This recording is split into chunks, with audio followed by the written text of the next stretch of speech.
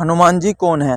एक बार पार्वती जी ने शंकर जी से कहा, भगवान, आपने इस वक्त रावण को कैलाश आने से रोक दीजिए, वरना किसी दिन मैं इसे अग्नि में भस्म कर दूंगी। यह जब भी आता है मैं बहुत असहज हो जाती हूँ। यह मुझे बिल्कुल भी पसंद नहीं है। आप इसे समझा दीजिए। यह कैलाश में प्रवेश न करे। शिव जी जानते थे कि मर्यादा रखने के लिए रावण को कुछ नहीं कहती है। वह चुपचाप बाहर आकर देखते हैं। रावण नंदी को परेशान कर रहा है। शिव जी को देखते ही वह हाथ जोड़कर प्रणाम करता है। महादेव, आओ। दशानन, कैसे आना हुआ? मैं तो बस आपके दर्शन करने के लिए आ गया था। आखिर महादेव ने उसे समझाना शुरू किया। देखो रावण, तुम्हारा यहाँ आना पार्वती को बिल्कुल भी पसंद नहीं है, इसलिए तुम यहाँ मत आया करो। महादेव, यह आप क्या कह रहे हैं? आप आप ही ने तो मुझे किसी भी समय आपके दर्शन के लिए कैलाश पर्वत पर आने के लिए वरदान दिया है, और अब आप अपने वरदान को वापस ले रहे हैं। ऐसी बात नहीं है रावण, लेकिन तुम्हारे क्रियाकलापों से पार्वती परेशान रहती है, और किसी दिन उसने तुम्हें श्राप दे दिया तो मैं भी कुछ नहीं कर पाऊंगा। इसलिए बेहतर यही है कि तुम यहाँ पर न आओ। फिर आपका वरदान तो नित्य हो गया। महादेव, मैं तुम्हें आज एक और वरदान देता हूँ। तुम जब भी मुझे याद करोगे मैं स्वयं ही तुम्हारे पास आ जाऊंगा, लेकिन तुम अब किसी भी परिस्थिति में कैलाश पर्वत पर मत आना। अब तुम यहाँ से जाओ। पार्वती तुमसे बहुत दुरुस्त है। रावण चला जाता है। समय बदलता है। हनुमान जी रावण की स्वयं नागरी को जलाकर राख करके चले जाते हैं, और रावण उनका कुछ नहीं कर सकता है।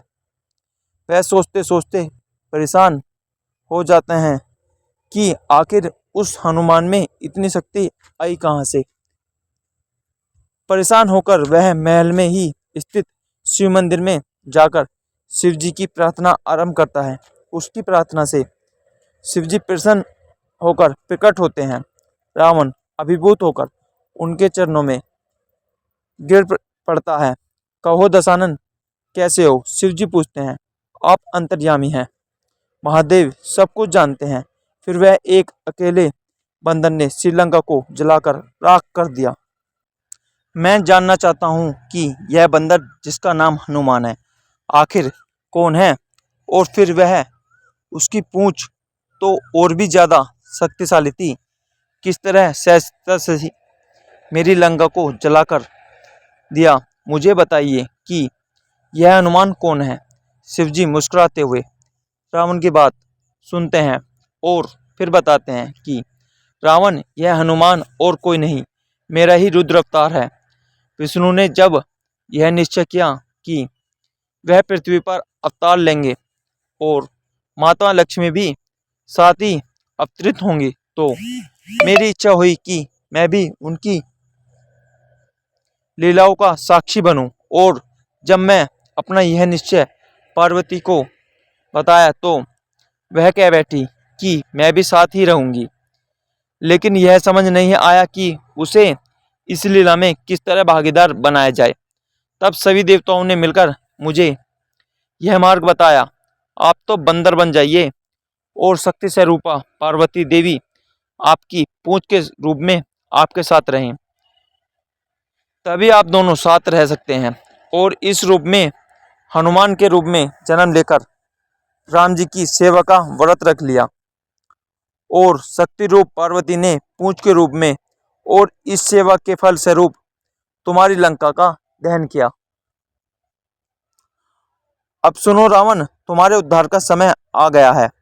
अतः श्री राम के हाथों तुम्हारा उद्धार होगा।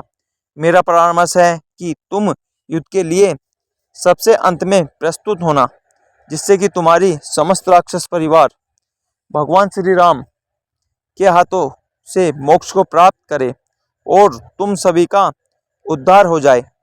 रावण को सारी स्थिति का ज्ञान हो जाता है और उसे अनुरूप वह युद्ध की तैयारी करता है और अपने पूरे परिवार को राम जी के समक्ष युद्ध के लिए पहले भेजता है और सबसे अंत में स्वयं मोक्ष को प्राप्त होता है।